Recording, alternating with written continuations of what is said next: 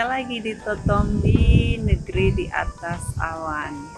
Ini kenampakan kalau siang kayak gini, nggak ada awannya. Kalau pagi awannya, oh my goodness. Tuhan tahu banget nih nyiptain tempat kayak gini, dimana orang-orang enjoy banget. Tadi pagi ribut banget, orang dari mana-mana datang. Semalaman mereka ada yang camping, nungguin, so fun. Nah sekarang udah nggak ada. Oh, you can see.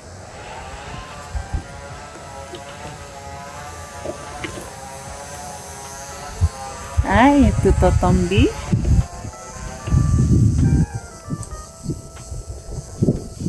Ini tempat dimiliki oleh murid-murid Kingdom Community Center, dan mereka menghargai, menghormati saya sehingga mereka memberikan kamar VIP kepada saya dan tim. Jadi kami kamar langsung bisa melihat ke awan-awan sini. Saya ingin melanjutkan mengenai hikmat. Ini kesempatan ya, sebelum nanti sore ada acara dan siang ini diundang untuk ketemu yang punya bus sleeper Lita & Co. Katanya mereka udah nonton YouTube saya sehingga ya gitulah kesempatan nih kata mereka ya. Saya pas ada di sini untuk ketemu, menjamu dan sebagainya. Nah, kesempatan ini saya akan bicara mengenai hikmat. Sebagaimana saya sampaikan bahwa hikmat ini adalah etos, etika, ya.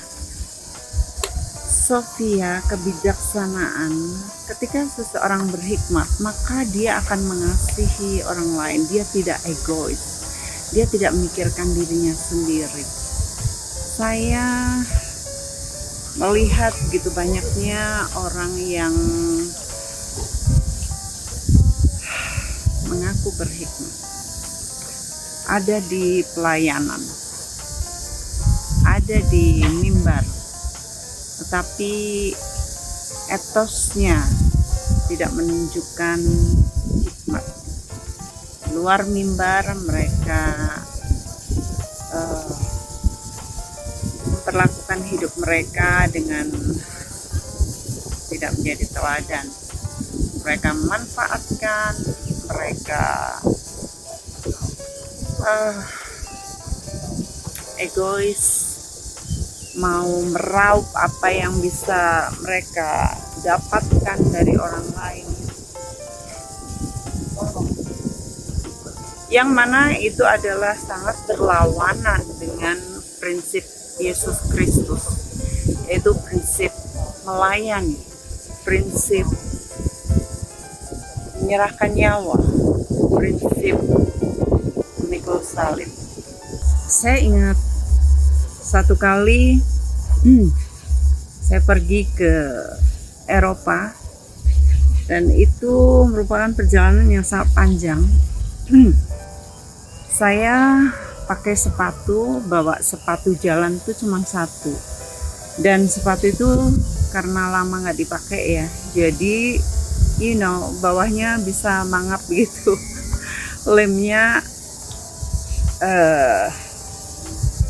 copot. Jadi saya pakai sepatu itu baru nggak lama jalan, mungkin 2-3 hari gitu, atau mungkin beberapa hari. Tetapi saya akan melakukan perjalanan yang panjang, sekitar hampir 1 bulan. Eropa, lalu saya ke Afrika juga. Dan pada saat saya jalan itu benar-benar sepatu itu mangap gini. Jadi saya jalannya sampai lalu saya cari gimana ya caranya. Saya cari karet, dikaretin, karetnya nanti putus, jalan lagi. Jadi akhirnya di Eropa itu saya cari yang kayak Indomaret gitu, ada lem sepatu. Yet masih juga kurang gigit gitu ya. harusnya dibawain ke soal sepatu, tukang sepatu. Tapi ya namanya urgent ya bikin sendiri gitu, nggak dibersihin nggak apa ya, mungkin itu gara-garanya. So tapi tetap saya pakai itu. Lalu saya bersama dengan murid alumni IDTC, dia bilang, Meg, mau nggak pakai sepatu saya? Dia itu pas ukurannya pas sama dengan saya, lalu dia punya sepatu itu serak gede gini, serak gede banget lah gitu ya, mungkin isi 50, 30 sampai 50 pasang dia keluarkan, suruh saya milih, pakai ini nggak Meg, pakai ini nggak Meg, mau nggak yang ini, yang ini. Wah, bagus-bagus, dan itu bermerek. Paling tidak di situ tuh ada Dior, ada Gucci, ada Balenciaga yang harganya 35 juta sampai beberapa puluh juta gitu. Saya lihat dan saya bilang, nggak usah, pakai aja, ini sepatu enak-enak kan, kamu kan mau ke Afrika sendirian gitu, nggak enak loh itu sepatu gitu-gitu. Saya bilang nggak apa-apa, saya tetap pakai sepatu saya yang masih lemnya belum pakem gitu ya. And then dalam perjalanan itu saya keliru bahwa uangnya itu uang Swiss franc, sedangkan waktu keliling ke Milan, ke beberapa negara di Prancis itu harusnya pakai euro. Jadi saya pinjam sama beliau, saya bilang saya pinjam dulu ya, saya ada lihat beberapa dan saya mau beli gitu ya, bukan beli sepatu. And then saya dipinjemin 1000 euro gitu ya. Kemudian saya belanja dan setelah itu saya kembalikan. Dan setelah saya kembalikan, waktu berpisah dia kasih di amplop uang saya, dikembaliin ke saya. Ini Meg, saya nggak mau terima gitu. Oh jangan begitu, karena saya memang pinjam, saya nggak minta atau apa, saya cuma pinjam. Dan kemudian dia tetap ngotot dia nggak mau, dan akhirnya saya doa pada waktu saya ada di Afrika, itu uang yang saya pinjam dikembalikan kepada saya, karena saya pikir bukan hak saya udah belanjakan itu uang. Saya berdoa dan saya digerakkan untuk memberikan semuanya satu amplop itu berisi 1000 Swiss franc. Saya berikan ke gereja sebagai persembahan saya. Lalu beberapa kali saya mendapatkan privilege ya, berkat bahwa di beberapa tempat gitu saya dibayarin, saya mendapatkan fasilitas ya seperti ini, saya mendapatkan fasilitas VIP. Lalu kemarin saya datang langsung dipertemukan dengan dokter-dokter di Makassar dan saya melayani mereka, dan mereka bilang wow sangat diberkati banget Bu, saya ketemu Ibu 14 tahun yang lalu gitu ya. Saya sering kali ke Makassar dulu, setahun bisa 6, 7, 8 kali gitu ya. Jadi bersyukur saya sudah banyak menabur benih firman di Makassar, di Indonesia Timur, di Toraja. Bahkan di Toraja itu 19 tahun yang lalu saya melakukan seminar berhasil karena iman, hamba-hamba Tuhan. Mereka banyak yang masih ingat saya, dan kami sudah tinggal di sini. Ada lagi hamba Tuhan berkata, kami mau Ibu Meg ada di hotel kami ya.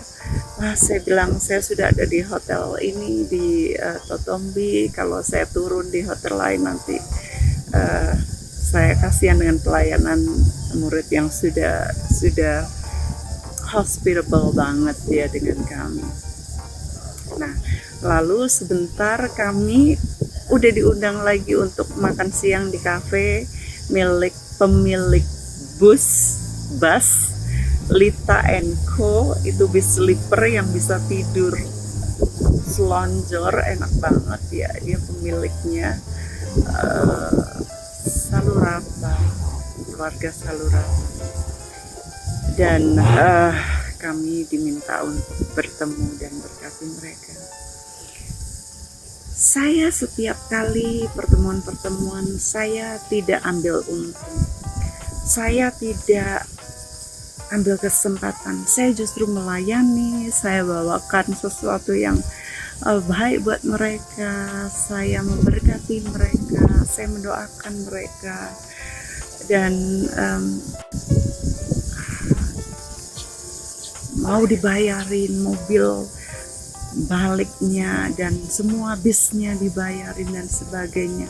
Ada kalanya saya terima karena mereka berkata, ini momentum Bu, kami ingin memberkati Ibu, apa yang bisa kami berikan untuk Ibu. Kami sudah diajar sedemikian rupa bertahun-tahun ya. Yang punya Totombi ini malah sudah 9 tahun berkelas ya. Dia seorang dokter ahli syaraf. Dan satunya kakaknya adalah juga murid yang adalah dokter di Jakarta di Siloam, Rumah Sakit Siloam, dokter anak. Dan mereka berkata jangan sampai Ibu Meg tidak tinggal di villa kita gitu ya. Jadi betul-betul disiapin semua, supirnya, PP kemanapun kami pergi disiapin gitu. Ada kalanya saya terima karena saya tahu mereka punya maksud baik dan mereka ingin menghormati Nabi selayaknya seorang Nabi supaya mendapatkan berkat Nabi begitu. Bukan saya Nabi, tetapi itu Alkitab mengatakan jikalau seorang menghargai, menghormati seorang Nabi seperti Nabi, maka mereka akan diberkati. Bahkan satu cangkir air putih saja tidak akan kehilangan upahnya. Jadi ada kalanya saya terima sebagai ucapan syukur, saya tidak semerta-merta menolak semua berkat-berkat ya. Seperti Nabi Elisa pada waktu dia kedatangan Naaman, maka saat itu dia tidak digerakkan untuk menerima berkat-berkat yang begitu banyak. Wow, berkeledai-keledai itu kalau zaman sekarang ya, bertruk-truk gitu ya, bawa barang-barang, lalu baju-baju ganti, kain-kain yang mahal, dan juga uang-uang. Dia tidak merasa harus menerimanya saat itu. Dan saat bujangnya malah bohong dan lari untuk menerima berkat itu, maka Nabi Elisa berkata, oke, sekarang kamu telah menerima kebun-kebun anggur. Jadi talenta yang dia terima itu, 2 talenta itu bisa beli kebun-kebun anggur, budak-budak yang banyak, dan begitu banyak kekayaan yang dia terima. Sekarang penyakit Naaman beralih ke kamu. Wah. Jadi saya tahu mana saatnya saya menerima, mana saatnya saya tidak. Tetapi di dalam penerimaan itu saya tidak menggunakan aji mumpung atau saya terima. Enggak, lebih kita itu diberkati saat kita memberkati. Jadi salah jikalau seorang mengatakan seorang berhikmat tapi dia sendiri memanfaatkan keadaan, kesempatan hanya untuk dia mendapatkan fasilitas-fasilitas. Itu bukan wisdom. Itu bukan wisdom from above. Ya. Tetapi saya juga melihat bagaimana saat Nabi Elisa itu menerima begitu banyak berkat yang dibawa oleh raja lain, begitu banyak sekali. Tidak dikatakan ditolak saat itu. Jadi memang ada saatnya menerima, ada saatnya menolak. Tetapi di dalam hati kita orang berhikmat, kita lebih mengasihi, bukan egois, dan kita benar-benar tidak menggunakan aji mumpung pemanfaatan, tetapi justru kita melihat bagaimana orang bisa diberkati lewat apa yang mereka berikan kepada kita. Saya bersyukur untuk itu. Banyak kali saya tidak mau menerima. Saya lari-lari untuk bayarin, ya. Saya bersyukur banget dengan istilah Raja Daud yang mengatakan waktu dia akan diberi lahan Arauna, dia berkata, I will not offer anything that costs me nothing. Aku tidak akan mempersembahkan apapun yang tidak ada harganya. Aku harus membayar harganya.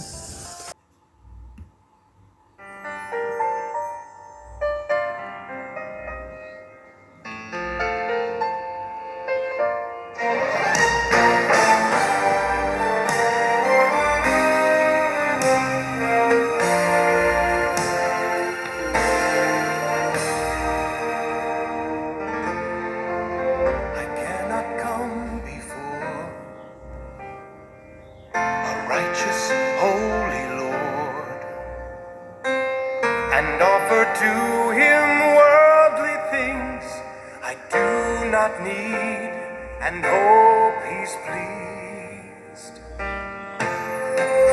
For he wants me to give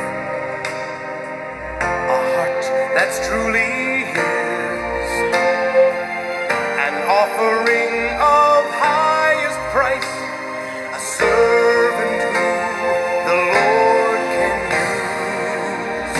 And I will not offer anything that costs me nothing.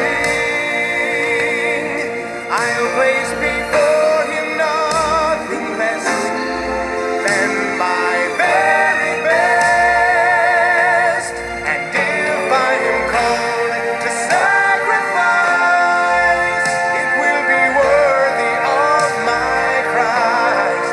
I will not offer anything that costs me nothing.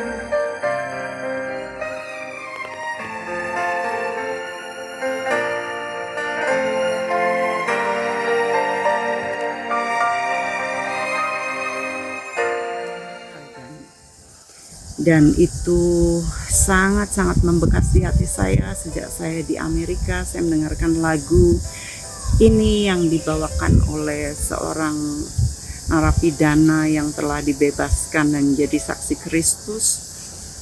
Saya ingat waktu itu narapidana ini saya undang, tetapi dia nanya, ada PK-nya enggak?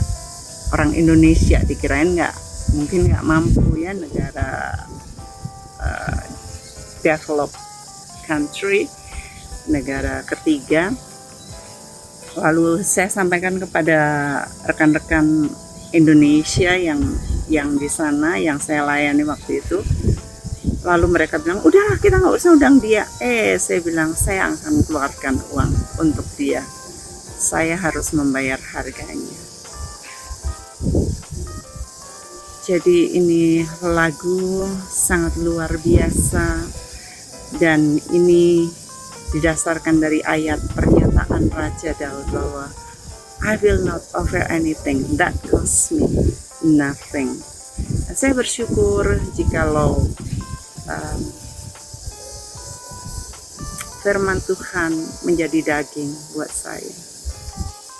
Saya masih melihat begitu banyak orang-orang memanfaatkan, orang-orang dibayarin seneng, dapat hadiah seneng, minta oleh-oleh. Kalau makan pasti kalau dibayarin milih yang paling mahal, paling enak. Mereka nggak mau ngeluarin uang. Kalau mereka ngeluarin uang sendiri, mereka nggak bakal milih yang itu, irit-irit. Itu adalah mentalitas murahan. Saya rindu mengajarkan kepada saudara hal ini. Milikilah mentalitas kerajaan, ya, saudara raja-raja, saudara imamat yang rajani. Milikilah mentalitas kerajaan, bayarlah harganya, dan saudara akan diberkati. Demikianlah saudara akan menambah hikmat, menambahkan hikmat saat saudara berani membayar harga. Karena apa? Kita ini umat yang diberkati. Kita bukan irit-irit yang bikin malu Tuhan gitu ya.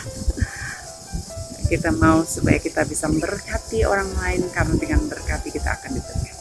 Well, salam dari Tanah Toraja, dari Totombi. God bless you.